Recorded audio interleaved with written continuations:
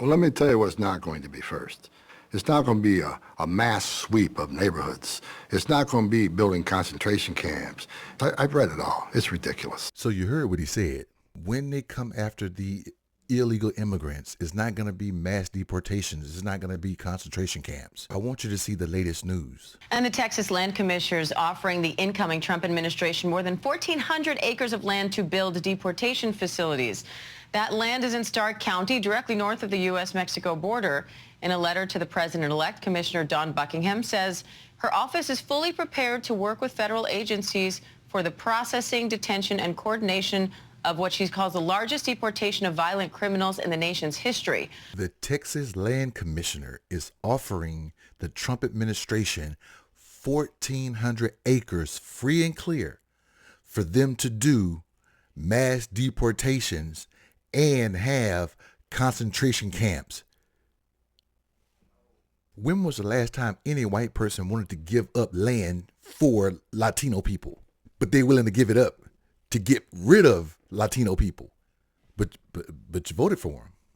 Just look at the Cheshire Cat grin she has on her face as she explains what she wants to do. What we're talking about now with the potential deportation and detention facility is really about getting the violent crimes off of our soil who continue to hurt our sons and daughters. And for the first year and a half, that's going to sound good. That hey, we're only doing this for the criminals. We're only doing it for the criminals.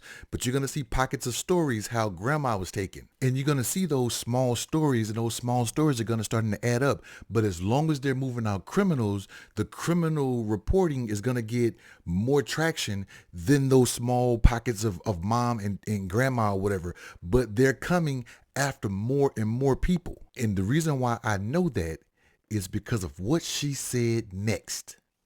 I have 13 million acres. If any of them can be of help in this process, we're happy to have that discussion. She got 13 million more acres that's just dying to house illegal immigrants to be deported, with the same smile on her face. Politically, this can go one or two ways. Now, go back to George H.W. Bush when he said, "Read my lips, no new taxes."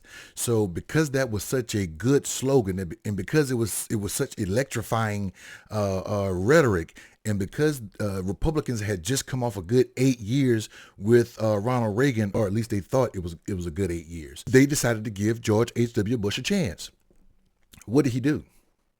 He raised taxes.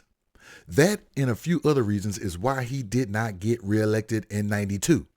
So Trump got a problem, because if he don't do this, this is what most MAGA wanted.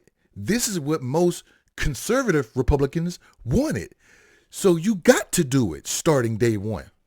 And yeah, they'll give you about a week, maybe even a month, maybe even 2 months, but you got to start. And once it start happening, it's going to piss off a lot of migrants, immigrants, Hispanics, Mexicans, whatever, Cubans. It's going to start pissing off a lot of people. And then you got to go out there and explain it. And that can be our problem come the midterms. Midterms are in 2 years. But if you don't do it, if 6 months go by and there's been no concentration of people being deported, there's been no mass deportations, now you got a problem come the midterms. So all Democrats have to do is follow Donald Trump's advice. Stand back and stand by. What do you think?